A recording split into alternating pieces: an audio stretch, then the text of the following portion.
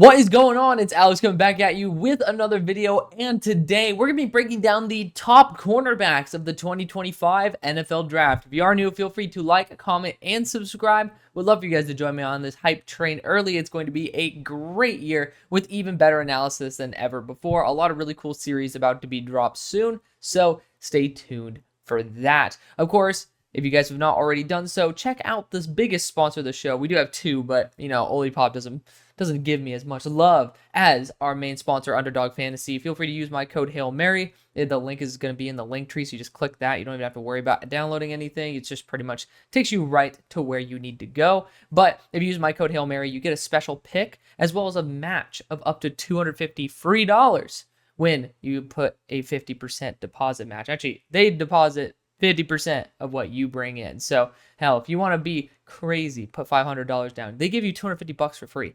That's pretty awesome because it used to be only up to $100. So they're giving you a little bit more if you just want to show a little more love. Sends me $60, which always helps out your boy in the off season, helps out with those contract negotiations next year as well because we're going to be with them for another year. But let's get right into this.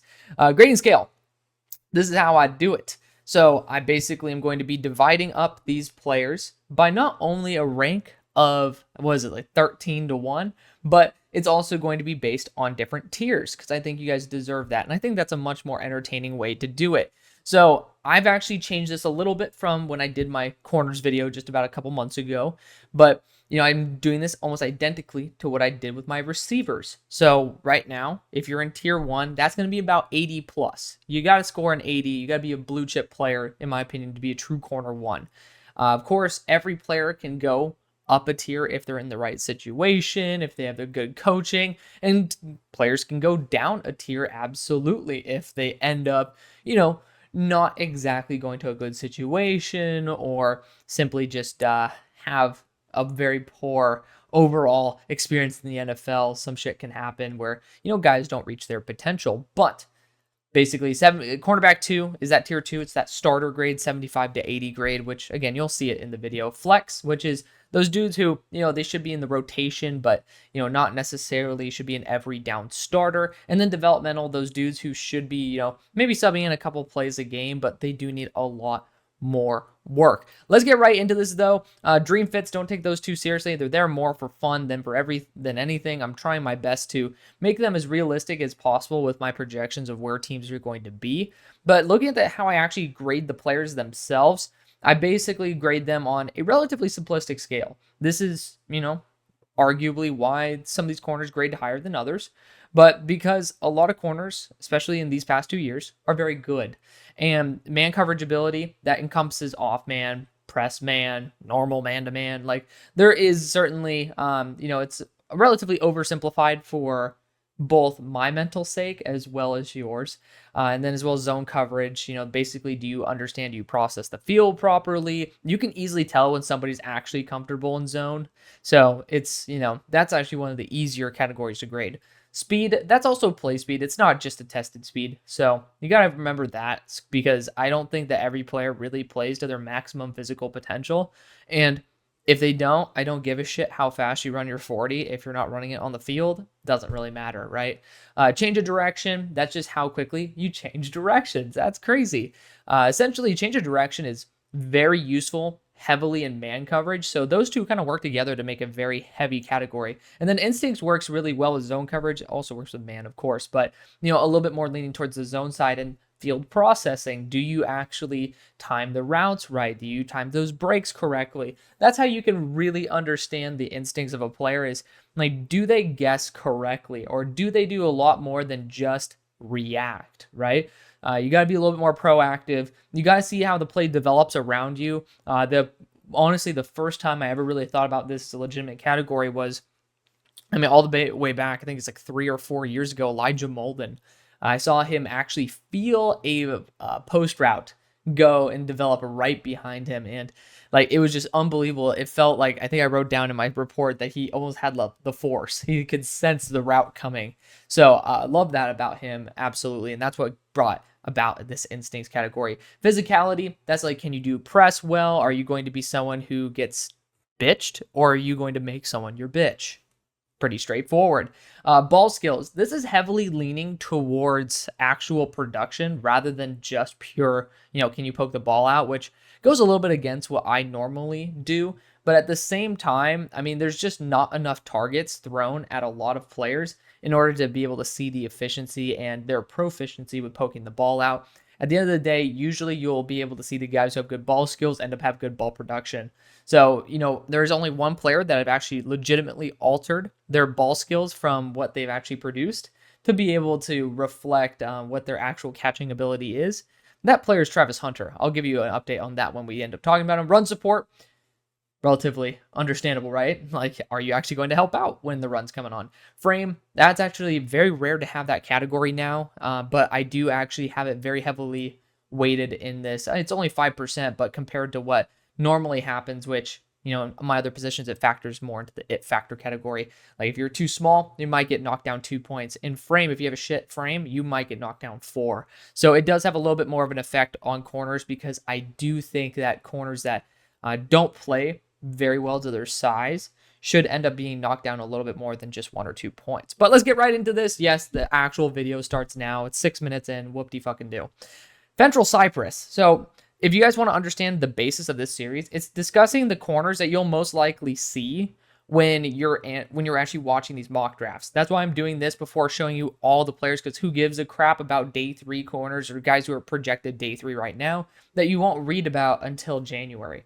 We're still going to be talking about them this summer, but it's a great way for us to get introduced to the class. It allows me to be able to do 3-round mock drafts really confidently with a ton of knowledge of players who might even be on that fringe of day 3. Ventral Cypress II is one of those players. He's somebody who I've liked quite a bit over the past couple of years, transferred from Virginia to Florida State. Just a little bit more of an underwhelming athlete. Good, overall in terms of, C is adequate for me, by the way. So, he's just kind of underwhelming, but he's a little bit of an enforcer here and there. I don't think he applies his physicality well enough, and at 6 foot 188, not necessarily the most imposing physical threat.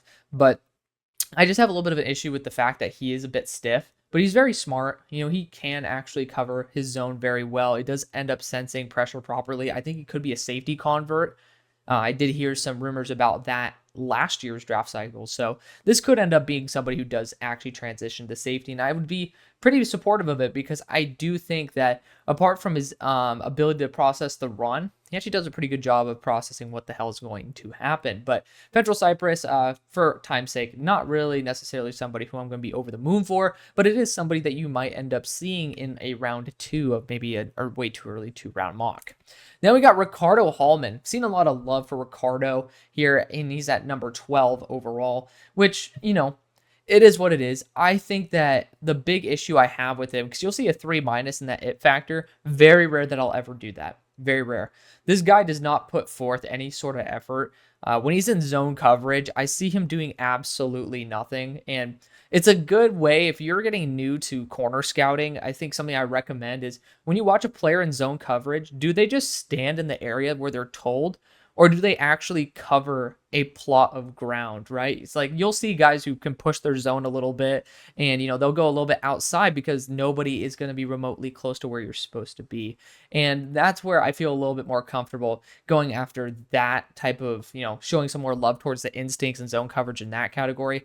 Ricardo didn't do anything probably once in the games I saw of him in actual zone coverage, which was very unfortunate, but something I do love, and it's something that I try to implement into change of direction as well. And, I've been trying to find a way to make some more room for it in this, but I just want to add an explosiveness category. But that's one of the things I do love about Ricardo is short area quickness is awesome, and his change of direction is great. They play a lot of off coverage there at Wisconsin, so I think his top speed is extremely limited. I did see him give up quite a bit of ground, but because he was so off and he had such a good short area quickness, so he'll probably be a crap 40 time guy, but a really good 10-yard split, which is acceptable.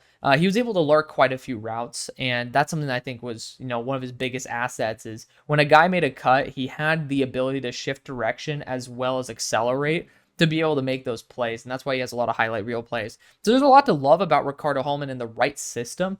I just think that the way that he processes the field makes him extremely limited in what he's able to do. So 5'10", 185. You'll see an F on the frame. I mean, it's not actually genuinely a failure grade of like a frame. And usually if I see a player who's like really solid with that type of frame, I will give him a boost in the it factor. But simply put, he's undersized in terms of weight and he's undersized in terms of height. My dream corner is 6 foot plus and 200 plus.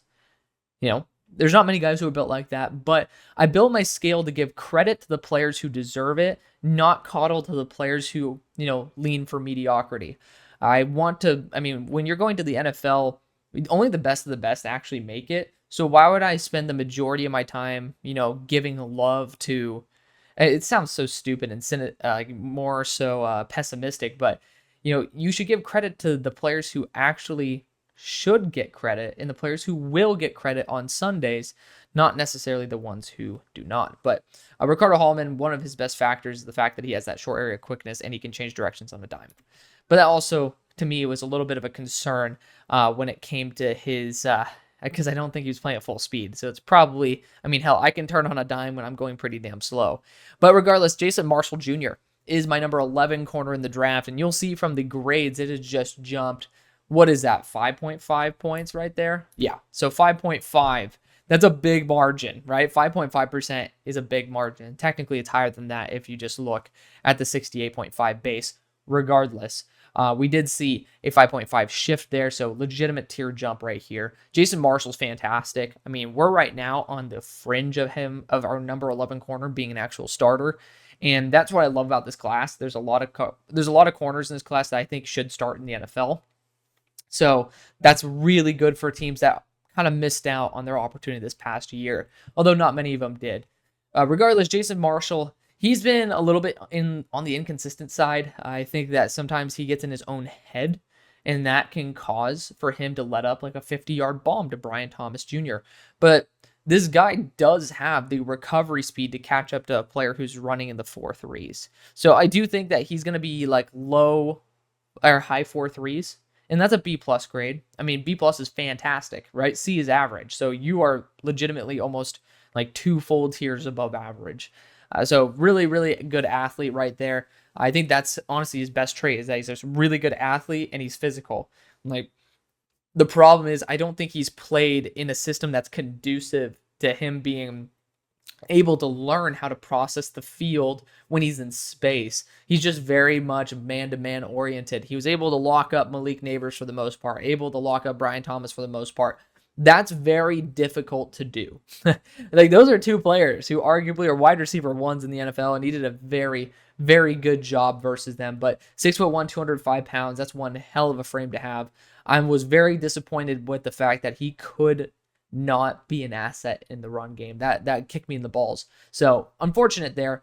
Speaking of ball skills, he's just not someone who produces very much. Good arm length for sure. I don't think it's going to be like someone that's mind blowing from like my memory. I did see some good ball pokes in there versus versus Malik Neighbors, but Malik wasn't necessarily someone with like a 6'8" wingspan. So watch him actually have a 6'8" wingspan. That'd be quite funny. But regardless, Terrace Marshall, I think there's so much more room to grow and develop, and I love the foundation that he has. Like the athleticism part very well might be the Achilles heel for a lot of these players, not for him. Then at number 10, we got Jabar Muhamad, formerly of Washington, now at Oregon. I love that for him. He's actually going to, so I actually primarily watched the Oregon games to watch how he played the same players as the time went on, right? As his game progressed, did he get better? Did he learn from his mistakes the first time? And he did. So that's really awesome. You'll see a D grade in zone coverage. And there's one, I almost put it as a comparison, but he is so locked in on his assignment that he has a very hard time understanding what's around him. And you're not going to be able to shake this guy. He's going to stick to you like a leech. But you put him in zone coverage, he's not going to be able to feel routes because I feel like he's just so focused. It's so weird. He literally has blinders on. It's insane because he really is somebody who's elite in space, and he really is extremely physical. He knows how to produce that. I mean, during the first Oregon game, I really was going to drop his ball skills until I saw his stats. He's over 10 pass breakups this year. Fantastic. But I'm glad he learned to get his head around. That's a big plus. But apart from that, I just did not see him reacting the way that I would hope for. So very unfortunate in that category. But I mean, there's so many systems where I literally ended up putting out there that he's going to be an elite Packer. He's going to be a problem on the Packers because he really reminds me of that. So I love the tenacity, but it really is the fact that he's just so unaware of some of the other things that are going on around him. That's why I just have him right below an actual starting every down corner. And I don't actually purposely go like, oh, I don't think he's going to be a starting corner. He's going to get to a 74.75. Like, that's not it at all. As a matter of fact, I grade each player not even knowing what the outcome is going to be. I just grade them because I'm saying, hey, this is what, like, I think on a man coverage scale, this guy's phenomenal. I'm going to grade him. In this case, it was probably closer to 13 out of 15. That's a really good grade. And it's like, okay, well, when it's all said and done, based on every category that I think represents him, the score that represents him, what is that grade? And if it ends up being completely off from what I think the player should be, then there's something wrong with my scale. And so far, I felt very confident in the fact that I think Jabar was pretty much almost a starter with a big flaw. And that's exactly what the grading scale came out to. So I'm very happy with what happens. That's why I'm not like too keen on switching it up, but it's also why I like to have an it factor there to add some things like great explosiveness, etc. Kobe Bryant, only reason he has two minus it factor is because he is built like a stick. He doesn't play like it. This dude lays the boom, but I get scared shitless of corners who are sub 180. I really do. So that's the one issue I have, but he is graded as a starting caliber corner. He ends up overcoming -2 as well as probably having a 1 to 1.5 frame. Wild. But really athletic. I mean, you're seeing him keep up with Xavier Worthy in sprint contests, essentially. Like, this guy will be in the 4.2s. He does change directions on a dime. It's kind of hard to change that quickly, though, when you're running arguably in the 4.2s. So I can understand why maybe he should have a higher change of direction grade, but B is still phenomenal. Again, it's one of the more physical corners, which is so weird at 170 pounds, but it is what it is. But a very well-balanced corner. He can really light people up. That's why he has a B- in run support too. But I just don't really know about the durability over the long run. Then we got Denzel Burke at number 8. Technically tied with the next player. That's going to cause a lot of ruffled feathers, but we'll talk about that in a second. Denzel Burke is a fantastic corner. The thing is, I didn't have very much to write down about him in the games I watched because there's not really anything that is jaw-dropping about his game. I do really appreciate the fact that he covers double routes better than arguably any corner that I've seen in this class. So he has a really good sense for that. But as you can see, there's not one poor grade in any category at all. Like, he's adequate or good or really good or borderline elite in every category. He's just overall someone that you can plug in and forget about because he's really, really solid. So I'd be very happy to have him on any team as one of my starting corners. Someone who has that ability to keep up with players, be able to break on the right times. And, I just love it. I love it to death for him. It's just, he didn't produce a bunch, and that's still perfectly fine. So let's continue on, though. I mean, again, I think that Denzel is fantastic. He really is. 6'1", 193 is a very, very good frame. This is going to piss some people off. Travis Hunter. So Travis, the reason he got a 2-, because 1+ is because this dude really does have those highlight reel plays that are fantastic. He has great endurance. Maybe should have been a 2+. Wouldn't change his grade, though, because, he maybe move up one overall, technically. But anywho. There was a play versus Teteroa McMillan where he actually got mossed, and the amount of effort, or let me clarify, the lack of effort on that play and the overall lack of maybe just energy he brought, or maybe just the massive wave of this dark cloud, this shroud of, maybe just not even excitement, but essentially just giving up after that play. It stuck with me. And I hate when corners, like, I don't like to use the word hate, but I genuinely hate when corners give up both during the play and after. That was a big issue there. Obviously, he gets paid a lot of money. That's not going to be a reason I ever drop a player. But, there were certain instances where I really thought that, he ended up really not putting his best foot forward. And I'm not trying to make any personal claims on him, but I'm saying as a football player, when you end up not trying to contest a goal line fade with a wide receiver that has zero separation on you, and the ball is coming, like, it gets to me sometimes. But Travis Hunter's a really, really good corner. I mean, talk about somebody who can process the field well. Another issue I do have is sometimes he gets a little too ballsy, and that leads to him allowing like a 150 yards versus a Umanor. That's not good, and we all know that. So, he certainly likes to be a little bit more of a, showman rather than more of a technician. And I really do have some concerns with that. I did see that I was very underwhelmed with his athleticism compared to what I thought it was going to be. I was really hoping that this would be like an A and an A+. I was actually genuinely let down. And this ended up being way opposite of what I ever expected from Travis Hunter. I expected him to be more of that man-to-man corner that has really good athleticism, essentially, some of the guys we've talked about before. But he ended up being someone who processes the field very, very well, has very good athleticism, just not the elite stuff. And then the ball skills, statistically, not great. But he is also a wide receiver, so I cannot shit on the fact that he definitely has good hands and knows how to track the ball. And maybe it's because of the fact that he doesn't always go for the swat or the pick.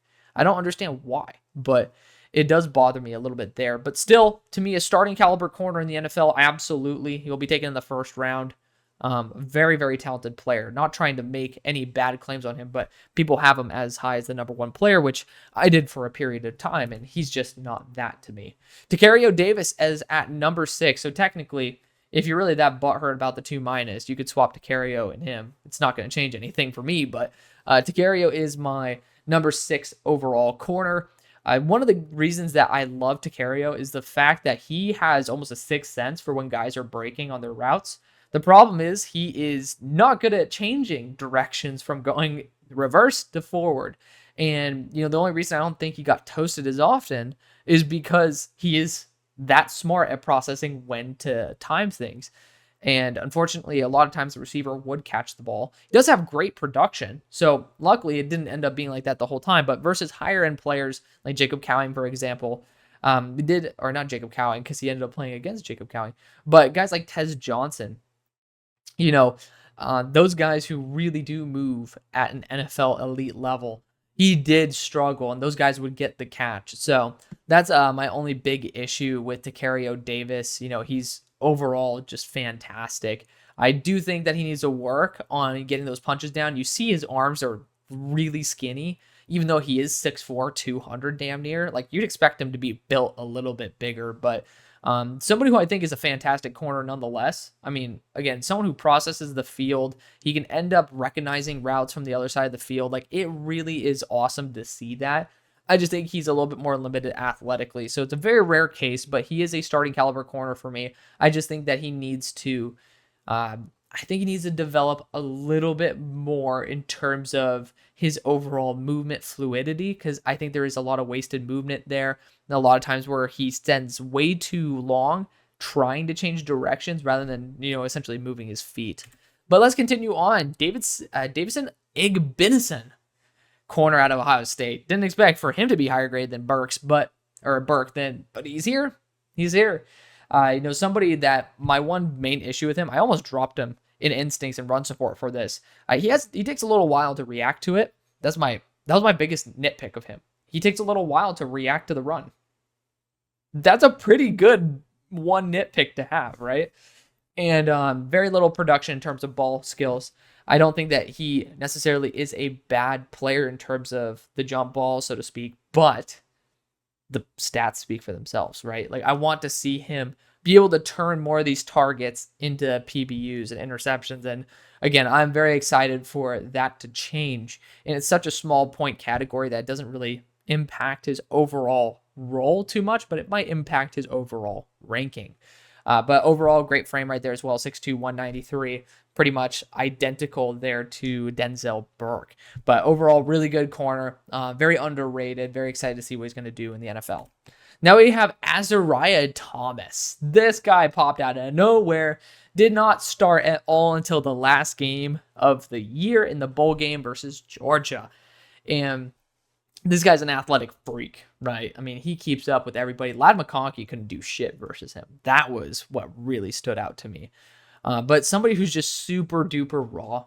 I mean, again, he only played like 30 reps, probably max a game in games where they had like 80 plays. So he was really not able to get a lot of experience. But in the plays that he had, he times his punches really well. He actually points his shoulders in the right direction too, which is great. A lot of these corners, including even my number one corner, sometimes they just point their shoulders too far ahead. Like you can't be running and guarding a guy when your shoulders are pointed there, because you see in the Senior Bowl, even with Quinion Mitchell, like guys even who aren't very good route runners like Malachi Corley could get underneath you very easily. So you got to make sure that you're fair and square the whole time. Azariah actually has that innately. Doesn't have very much ball skills production. Why? Because he doesn't play very much, and you know that kind of makes sense. Because either if he's in, he's there for relief. Most likely they're not going to put him in guaranteed passing downs unless it's at the end of the game, which usually, if you're at that point, either you're up so much that you kind of know the ball's coming, or else you're getting your ass handed to you, and you're essentially going to be defending the run. But I did think that he has really, really good motor, just didn't really end up doing very much versus the run. It takes poor angles, but I do think again that's something that can develop in time. One of my favorite players, pound for pound in the class. So much raw development that could happen here over a year to have him be taken as high as the top 10. So one of my favorite players to study over the year to come. Now we have Ephesians Peck. He's not going to Arizona, so there's my one mistake of the video. And now it's fixed. But Ephesians Peck transfer from Arizona to Washington. Another 6'4", 190 to 200 player. Quite a ridiculous corner duo there for Arizona last year. But somebody who really popped off arguably more than Dario Davis, and it's because of the fact that he's a little bit more shifty in the short range. I did see him get toasted a little bit more than I expected, which certainly brought up some concerns for me. But, overall, it's someone who could really stick to somebody's hip, and that's what's really cool. And we missed a B+2 in green. I mean, who gives a shit about the colors? But I do. But regardless, Ephesians Peck, somebody that I thought was so well balanced. Arizona had such a good dynamic duo of corners there. And it's funny because Ephesians is someone who could get burnt over the top a little bit, but is going to be a little better in the shorter range. And it's almost the exact opposite of Dario Davis, which it was fun to see that little yin and yang there. Because Ephesians also was very dominant versus the run. And that physicality, he has that motor in him as well. So I love to see the dog come out in some of these players. So I think that he's going to be an absolute steal there on day 2. Now we got Ben Morrison at number 2 overall. Obviously, you know who number 1 is, but we'll talk about these two guys. We kind of knew it. Ben was going to be my number 2 player as well. But, just somebody who very physical. I think he overcompensates a little bit with grabbing, which is pretty common amongst a lot of corners now. But, he's somebody that I have a lot of faith in to just be a very reliable corner overall. There's not really a area of his game that is weak. And, he's somebody who can get his hand and be able to break up passes. But, there's not really much I had an issue with, right? Like, he really did know pretty much everything that was going on. I think sometimes he slipped up a little bit on his identification of the run. But, it's a really good player. I mean, he's a blue chip corner, man. There wasn't very much that I thought was bad about him at all. Maybe just a little bit less awe-inspiring than my number 1 guy. I know there's not really much I'm saying about Ben Morrison, but he's very similar to Denzel Burke, just really damn reliable. A little bit on the lighter side, but he didn't really make that very apparent. Now we'll talk about the one and only. You guys, if you followed my my show for a while now, which, some of you have, which I love you, but not many of you have, you know that there's one other player that is genuinely earned his 90 plus grade.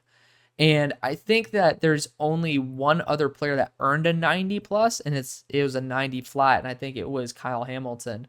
But it was Sauce Gardner. Sauce Gardner is the only other player to ever earn respectfully, like not because of a forced move, but because he deserved it, a 90 or above. And it was 91.5. Will Johnson is different. I watched him versus a player who I love very much in Denzel Burke. He ends up running the route for the receiver when a receiver runs routes better than arguably any other in the country.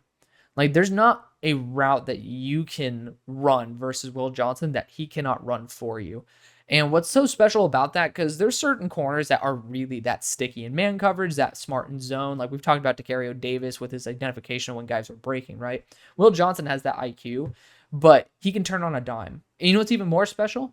The fact that he's 6'2", 200 pounds. The ideal frame. There's nothing that's wrong with Will Johnson. Nothing. I mean, maybe he'll run in the 4.3s. Maybe if he's low 4.4s, I don't give a shit. He runs like he's in the 4.3s, but we'll leave that aside. For somebody who is built the way he is, somebody who understands the game the way he is, he's coaching up players mid-rep. He's understanding his mistakes mid-rep. He is correcting his mistakes mid-rep. That is awesome. He just doesn't have very much ball production. That doesn't mean he's shit at playing against the pass. It just means that I don't really think that, he's mastered the art of turning contested catches or catches in traffic into pass breakups and interceptions. That's not a bad thing. It's something that you can easily work on because everything else doesn't really need much work at all. Arguably one of the best players, if not the best player I've ever studied. He's up there with Sauce Gardner. And Sauce was arguably probably would have had a lower frame grade. So they're roughly the same. There's not really much. And yeah, I did end up watching him versus Rome Odunze. Yeah, I watched my players' worst games, and I still came out thinking that this guy is one of a kind. That's going to be the video. Thank you so much for watching. I love y'all. See you on the far side. Peace.